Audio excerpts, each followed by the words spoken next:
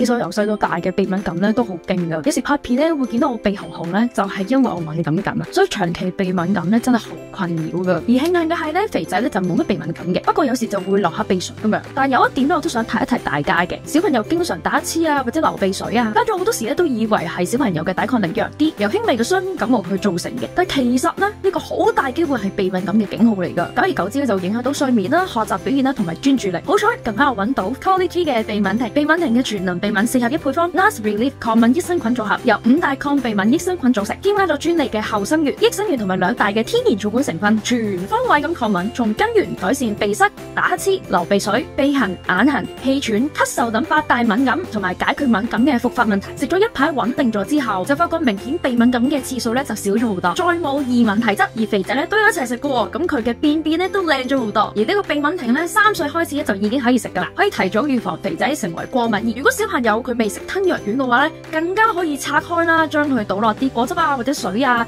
任何液體嘅嘢咧俾佢哋飲就 OK 噶啦。我就真心推介大家可以試一試呢個鼻敏婷嘅產品，佢嘅成分係天然，冇任何西藥，唔會有睡意，食完咧身體仲唔會依賴嘅。孕婦啊同埋小朋友咧都可以食嘅，產品咧就喺萬寧可以揾到嘅。